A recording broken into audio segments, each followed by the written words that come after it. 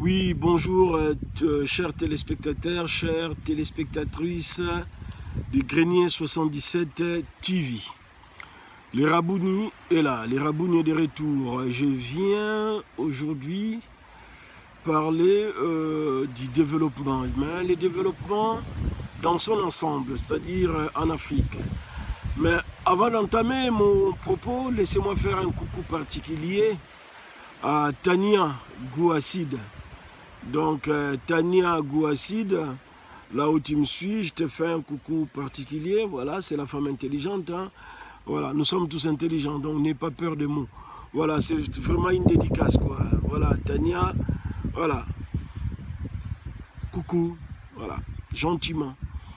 Voilà, donc les Rabouni vient aujourd'hui parler du développement de ces pays tiers, du développement des pays africains. Et parfois, pour se développer, enfin, je dirais que le développement, quelque part, est lié aussi avec l'économie, avec la science, la recherche, etc., etc. Mais la question que je me pose aujourd'hui, posons-nous la question, réfléchissons ensemble, puisque nous avons un cerveau, voilà, merci. Pourquoi l'Afrique, le continent africain, ne se développe pas en général? La plupart des pays sont pauvres. Pourquoi? Certains me diront oui, mais économiquement on n'est pas libre. Il y en a qui vont me dire oui, ben, c'est les séquelles de la colonisation.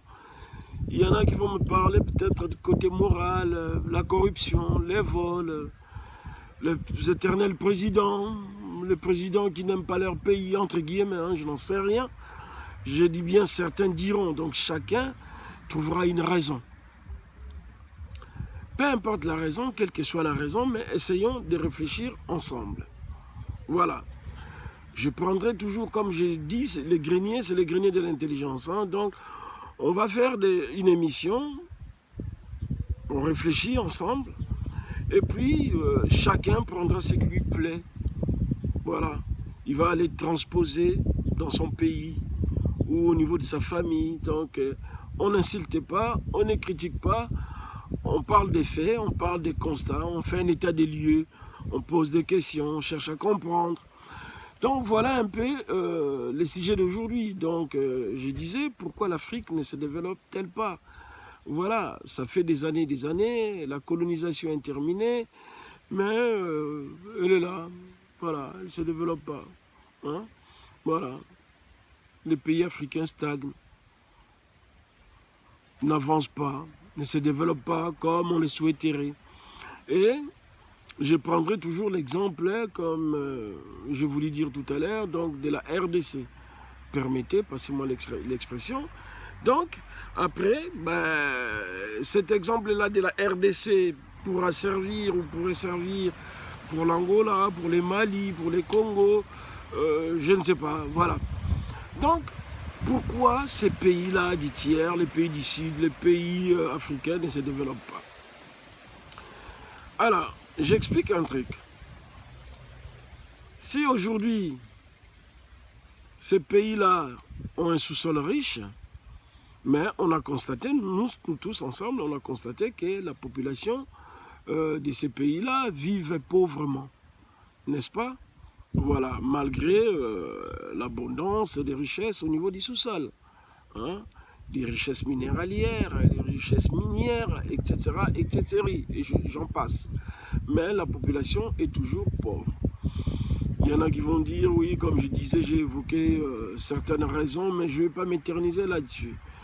Mais quand on essaye, si on essaye une chose, admettons, on vend du cuivre, on vend de l'or, malgré qu'on n'ait pas des usines d'extraction sur place, chez nous, et qu'on doit envoyer ça à l'Occident, à l'étranger pour l'extraire.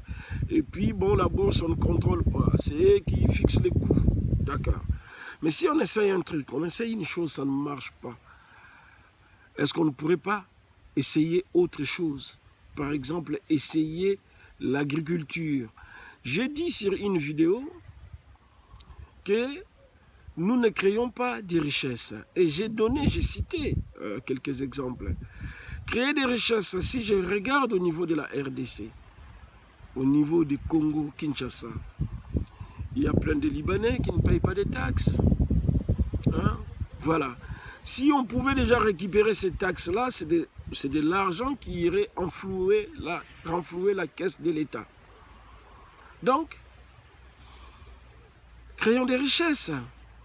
C'est-à-dire, si je disais une autre fois, si on mettait dans chaque commune 3, 4, 5, 6 toilettes publiques, même à 100 francs pour se soulager, on créerait des emplois, on créerait de la richesse.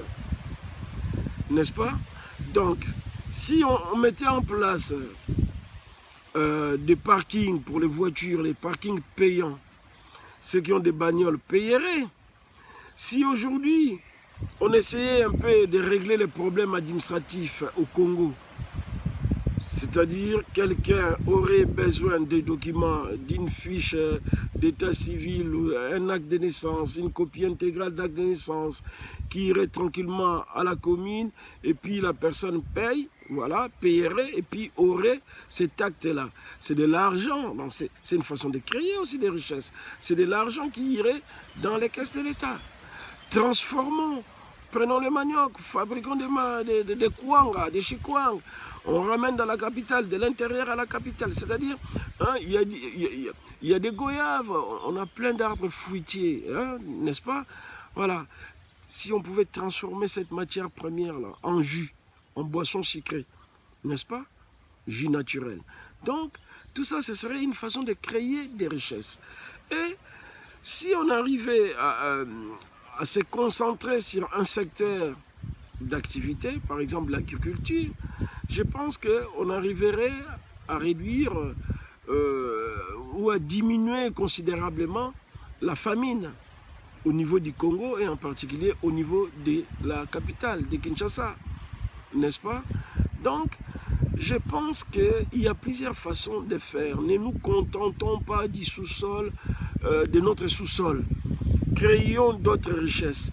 Si on n'arrive pas à commercer, entre guillemets, à commercialiser ce que nous avons au niveau du sous-sol, on peut mettre ça de côté et développer d'autres richesses. On n'arrive pas à développer d'autres richesses. On n'arrive pas à transformer. Les Chinois transforment. Ils n'ont rien là-bas, en Chine. Mais ils transforment. Voilà, aujourd'hui, la Chine est devenue une puissance, je dirais, l'une des premières puissances économiques mondiales, au niveau du monde. Donc, le Congo aussi, à l'image de la Chine, pourrait recopier la Chine et transformer, se mettre à transformer la matière. Et c'est comme ça qu'on développera plus facilement l'économie congolaise. Et le budget va augmenter, n'est-ce pas? Là, demain, on va commencer à donner les 300 $ aux familles d'allocation. Après demain, ça serait peut-être 500, 400, je n'en sais rien. Vous comprenez? Donc, créons des richesses. On ne crée pas, on se contente de l'existant. Créons des richesses. Ça, c'est une nouvelle façon de faire. C'est-à-dire, quand on arrive au pouvoir, chers présidents africains, nos excellences, voilà, quand vous arrivez au pouvoir, mais je disais, j'ai vu le gouvernement de Matata Ponyo, par exemple, pour ne citer que ces gouvernements-là, à l'époque, c'était construire 1000 écoles, l'un des projets 1000 écoles à l'année. Bon, les écoles ont été construites un peu partout sur l'étendue de la RDC. Bravo, c'est bien. Entre autres, réhabilitées. Mais j'aurais aimé qu'on commence ville par ville, des villes pilotes, qu'on voit les résultats. Les résultats seraient plus flagrants que quand l'effort est un peu éparpillé sur l'étendue du pays. Est-ce que vous voyez ce que je veux dire? Non, vous n'avez pas compris, je répète. Au lieu de construire des écoles sur toute l'étendue, donc en même temps, prenez une ville pilote ou 2 villes pilotes. Vous commencez l'expérience, les projets sur une ville. Et là, comme j'ai toujours dit, commençons par la capitale. C'est le miroir du pays. Commence par la capitale. Les gens verront les résultats. Mais une fois c'est éparpillé, l'effort est éparpillé, vous en construisez, mais les gens ne voient pas l'effort que vous fournissez. Voilà, c'est encore une autre façon de faire. Donc, prenez une ville pilote. Voilà, vous dites, voilà, on va développer l'agriculture à Kinshasa. On crée des coopératives. On arrange les routes, puisque, bon, voilà, vous savez, vous connaissez ces problèmes-là. Donc, problème d'infrastructure. Donc, on développe l'agriculture, on crée des routes, on met les choses en place, on regarde ce que ça donne, les résultats. On fait des sondages, hein, voilà. Et puis voilà. Et vous verrez si ça marche ou ça ne marche pas. Une fois que vous le faites au niveau de la capitale, ou vous commencez par la région de Bandundu, un exemple, ou les Bas-Congo, les Congo central, un exemple, voilà, ou vous commencez à Kivu, ou à, je ne sais pas, c'est vous qui êtes aux commandes, voilà, vous choisissez une ville ou 2 villes pilotes et vous commencez à mener ces expériences-là. Mais par ailleurs, rassurez-vous, que la route soit en bon état pour acheminer ces vivres-là de la région pilote, ou la ville ou les villes pilotes, jusque dans la capitale ou dans d'autres coins du pays. Donc, créons des richesses. À part créer des richesses, il y a un phénomène que je voudrais souligner en particulier aujourd'hui, c'est quoi? On a beaucoup de richesses. Hein. Il n'y a pas que la richesse intellectuelle, il y a la richesse culturelle, on a l'intelligence aussi, l'œuvre de l'esprit. Ça, c'est une richesse. Et les Congo, DSLC, on a des talents. Du talent, il y en a. Ce n'est pas ça qui manque. Donc, je vais faire une proposition aujourd'hui parce qu'il faut construire des écoles. Il faut mettre un budget au niveau de la recherche. Et j'ai une demande à faire au président ou au gouvernement des pays africains. C'est quoi? Mettez la recherche en avant. Aujourd'hui, ou hier, on a commencé à parler d'un certain Jérôme avec une plante qui aurait trouvé la solution, voilà, pour éradiquer le Covid-19. Comme quoi que c'est un docteur congolais de la RDC, Congo-Kinshasa. Donc, voyez-vous, donc on a des gens intelligents. Maintenant, il ne faut pas négliger la recherche pour aider ce genre de savants, ce genre de chercheurs à évoluer dans leurs recherches et rivaliser avec d'autres pays. Il faut un budget, il faut les soutenir, il faut les accompagner. Vous qui avez des millions, et aussi je m'adresse au gouvernement, donc les gouvernements des pays africains.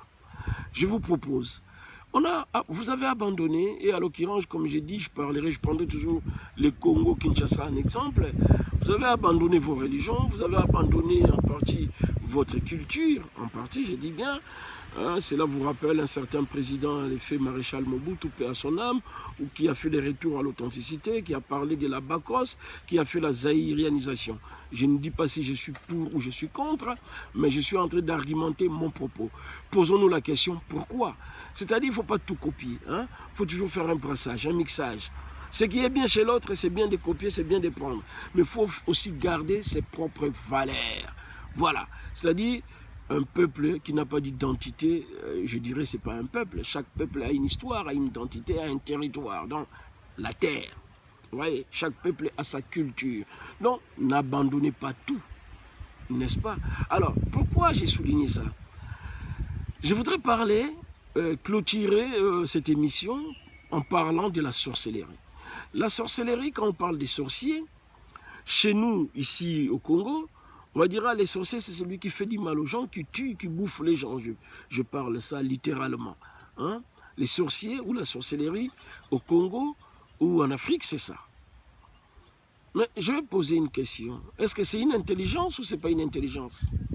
Est-ce que tout le monde a accès à la sorcellerie? Non, je ne pense pas. Voilà. Est-ce qu'elle est négative ou elle est positive? Donc, la sorcellerie, chez l'Occident, donc en Europe ou ailleurs, un guérisseur, c'est lui qui va prendre une plante et une deuxième plante, il va mélanger, il va faire une potion magique, il va donner ça à quelqu'un qui est malade et la personne est guérie, on va dire c'est un sorcier. Voilà, c'est-à-dire quelqu'un qui détient une forme d'intelligence ou un pouvoir. Voilà les sorciers pour l'homme blanc, n'est-ce pas, pour les autres frères qui sont à l'Occident. Les sorciers, c'est celui-là. Mais c'est une intelligence. Nos ancêtres, nos parents savaient soigner avec des plantes.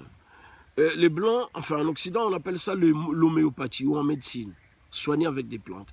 Et nous négligeons ces soins-là, l'usage des plantes Et nous commençons même à perdre certaines notions.